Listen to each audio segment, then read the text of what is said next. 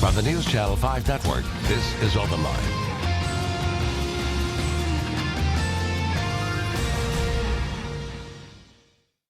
Hello everyone, welcome to OpenLine. I am Ben Hall. Tough topic tonight, but very important. We are talking about holiday depression. This is certainly something that affects many people, and it probably affects people you know, but you don't realize it affects them. And we want to talk openly, honestly about this issue tonight, how perhaps you can deal with it or help someone else deal with it. And we are very happy to have with us two people who know how to help us in that regard. Dr. Karen Ray, the Chief Medical Officer at Centerstone. Dr. Ray, thank you for being with us. And also Lisa Egamine, the Director for Crisis Management and Suicide Prevention. Thank you for being with us. Thank you. All right, so this time of year, why is this time of year so tough for so many people? And I'll start with you, Dr. Ray. Well, I think it's tough, first because this is winter time, and we know that there's an increase in seasonal depression. In the winter, we will just have the shortest day of the year coming up on the 21st. So I think that's one reason.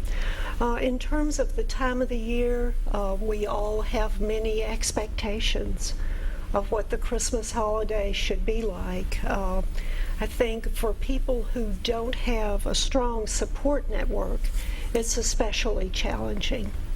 And is that part of what, I wonder sometimes, is it this season and its memories and that kind of thing that make people depressed, or were they depressed anyway kind of going into it? Do you know what I mean? Mm-hmm. Which comes first, and who wants to take that? Or I'm sure it's a combination.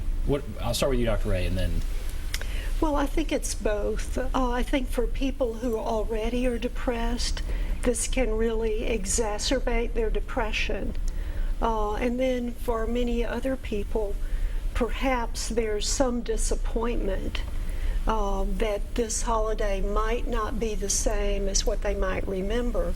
On the other hand, there is a lot of family support for many people at this time of the year. So I think it works both ways. And what can people do? So if you know someone, or you yourself are headed down that road, I mean, here Christmas is a few days away, what can people do? Well, when we're talking about social isolation and loneliness being, two of those kind of indicators that would increase the likelihood of some depressive symptoms, if we're having, a struggle to get out of bed, pushing ourselves to do so, even when it may not feel comfortable, is important, because we know that holiday season is a time for community. Trying to make that extra effort is important. But if it's not us that's necessarily struggling from depressive symptoms, maybe reaching out to somebody who is struggling, making sure that we're including them in our activities. How often does it happen that someone is depressed and they don't know it? Because when you say struggling to get out of bed, I mean, do you think they think, well, I'm just tired or I'm sick? Maybe they themselves don't get that it's depression. I think it's very subtle in that it builds over time, and people begin to believe this is just how they are. So it can be very subtle, and I think it's really important if you think a family member or a friend is beginning to look depressed, that you inquire how they're feeling. Is there anything you can do that might help them feel better? And how much of this is, and this is a bigger topic perhaps, but is it genetic, or is it something that just, it's life's events that bring this on? A series of bad events, or would it have happened almost no matter what? Well, I think it does require the genetic predisposition, unless the stressors are extreme. So it generally runs in families, but then a stressor comes along and initiates the depressed mood. And there are stressors so severe that most anyone would become depressed. However, if you have a strong family history, I always tell my patients, it takes a smaller stressor to bring about the depression if you have a strong family history of depression. And I was looking through some of the paperwork you all provided, talking about some of the stressors on a smaller scale for this time of year. And one of them was all the pictures in the media about everybody's happy. And then I guess you look at yourself and you're like, well, I'm not that happy. And that could be a trigger type thing. Is that right? Or what are some of the things this time of year, unique to this time of year?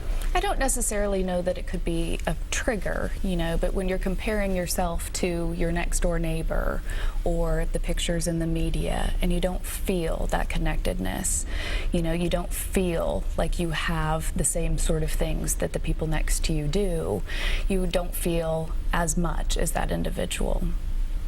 I bet you all see that then year-round with social media, right? I mean, you hear about Facebook and that kind of thing, that it can lead to those types of feelings.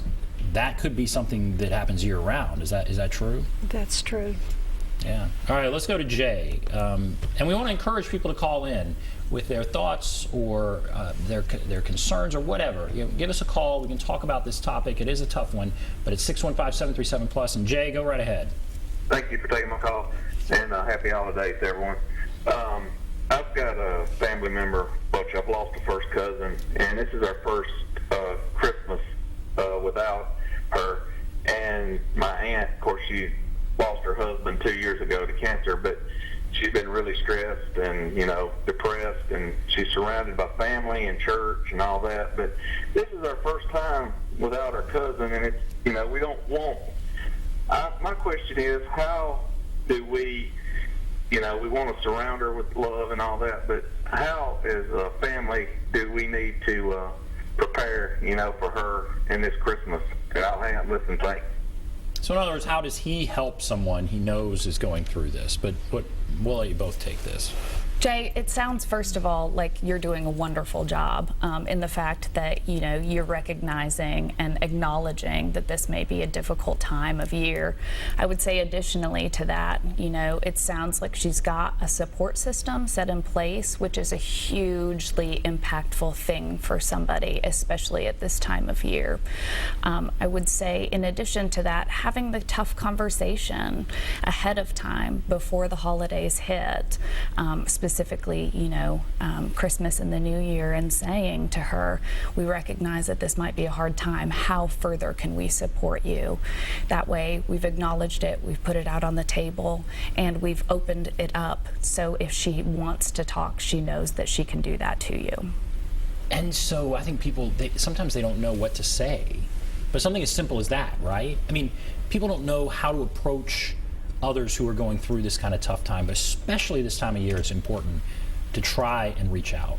And it sounds like that's what you could say, right?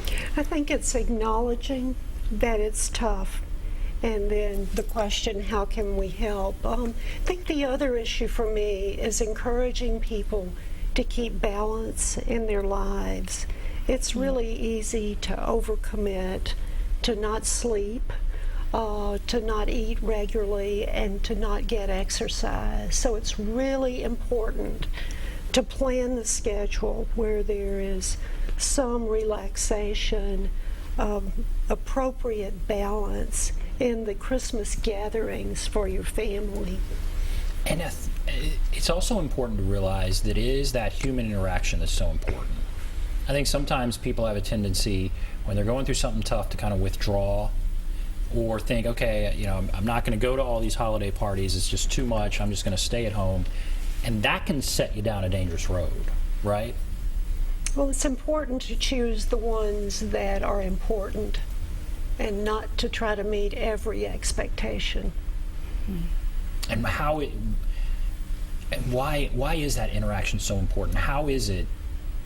People just don't understand just the nature of talking is so valuable, right? And what about that? I would say that that's definitely true. I would say that just even spending time with others, though, without even having to have that conversation is important as well. Doing things that you enjoy and doing those with others is something that we all find, positive enjoyment from ourselves.